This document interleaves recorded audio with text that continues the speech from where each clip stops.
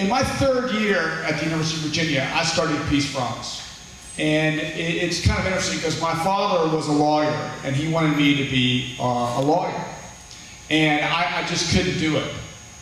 So I decided that I wanted to go into business. Because when I looked around the world, what I saw was that what people really respected about America were its businesses. And I wanted to be a part of that. So I started this company with absolutely nothing, and I built it up into what it is today. 15 years ago, y'all, I would not have entered this race. But our country is in trouble. I deal with businesses all across the country, all across the world, and I see things that you cannot believe, that absolutely keep me up at night. And I'm running because we need to restore America. We need to get America back to what it was. I want to tell y'all a story that kind of illustrates what I'm talking about. About a year ago, I had an employee that came to me, and she worked 43 hours in 1 week. And I just said, you can only work 40. Her response was, I quit. And I said to her, I said, this is the height of a recession.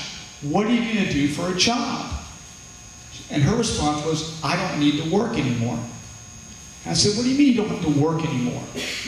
She goes, well, I get $400 a month for my baby. I have a free house from the government. I have free health care from Medicaid. And I have food stamps. I don't need to work anymore. It's all free. And I thought about that. And I said, it's not free. All of you all and myself are paying for it. And there's an attitude here in this country that absolutely frightens me. And it's going to take this country down. If you look at the statistics right now, half of this country doesn't pay taxes. Half of this country is on the dole. And if we continue to allow that to happen, we are gone. I think we have to fight back. And very few people in politics are talking about this issue. They're scared of it. But it has to be addressed. In business, I run across this all the time. Another thing that happened to me this last Christmas, I opened what's called a pop-up store. It's a temporary store, and I opened it in Chesterfield County in the mall. And I went up there, and I was thinking, well, it's 9.2% unemployment. It should be pretty easy to hire people. Well, I had a really, really hard time hiring people. The response that I kept on getting from people was that I can't afford to take the job. I said, why can't you afford to take a job? They said, well, I'm on 99 weeks of unemployment. And it's cheaper and better for me. I make more money by not working and taking the money from the government. And I thought about that. And like, we have just locked in unemployment. The guys in Washington have locked in unemployment. It sounded like a great program. Well, it has unintended consequences. We have too many people in government who have never had to meet a payroll. People who have never, just do not understand the value of a dollar and what it takes to make it. They don't understand budgets, and we need to have people that understand it.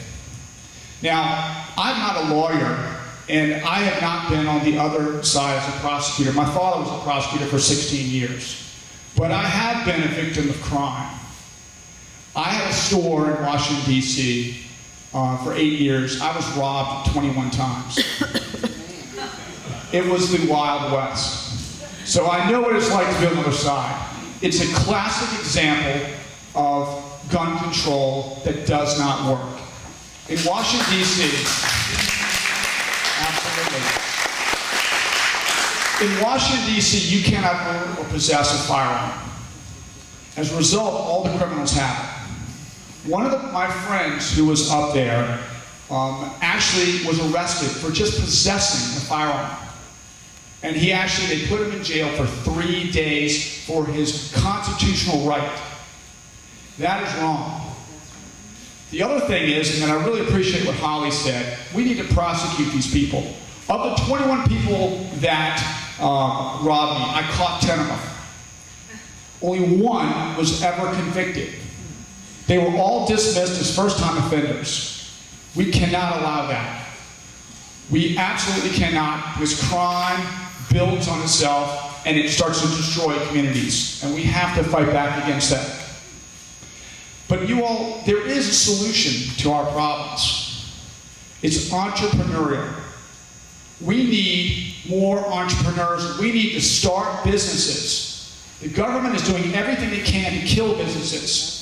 I have an email blast that I send out every week called Catesby's Notes on Virginia. It's based on Thomas Jefferson's Notes on Virginia. And in there, the last email blast I sent out was on government regulations.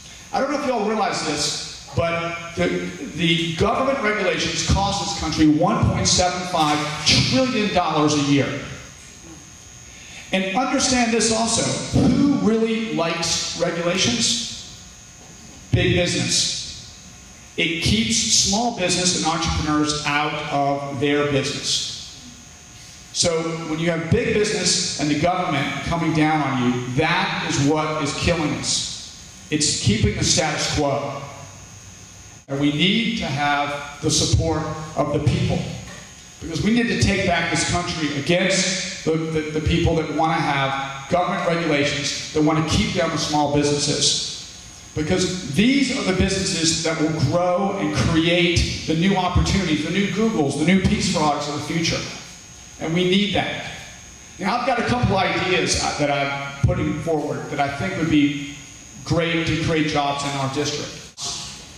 Most entrepreneurship in this country is coming out of our universities and our higher education.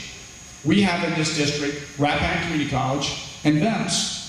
We need to use those resources. We need to use this to create more opportunities. And as they say, a rising tide lifts all boats. And that's what we need. And that's why I'm running.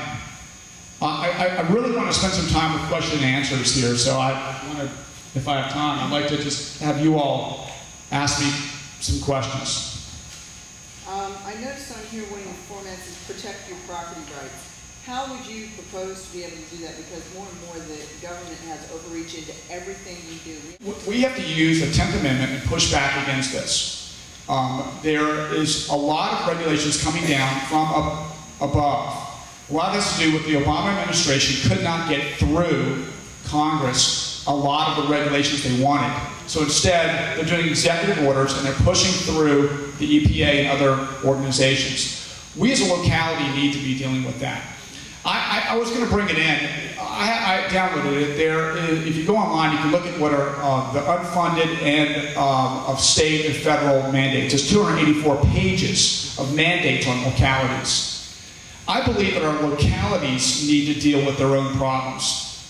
And they don't need to have these unfunded mandates pushed down by Washington that are causing all kinds of problems. I was meeting with the school system superintendent who was telling me he's got so many mandates that push down on him, it's 6% of his budget. And half of them he says he doesn't need. These are issues we need to localize and not have giant bureaucracies tell us what to do. That's really where it comes down to. So private property we have to push back from the state level. How do you feel about the restoration of voting rights to nonviolent felons who have served their sentence and remain law-abiding citizens for a certain number of years?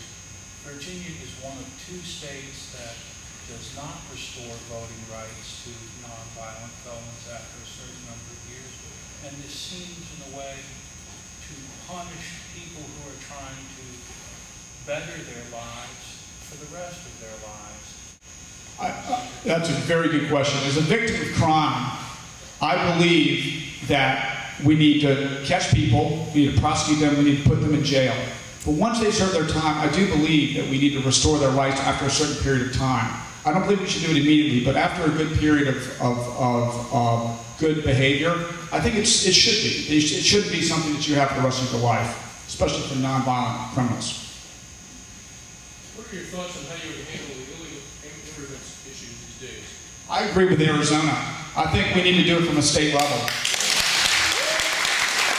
One of my biggest customers is the U.S. military. I have a whole line of Peace Frog shirts. In fact, my artist was in the 82nd Airborne.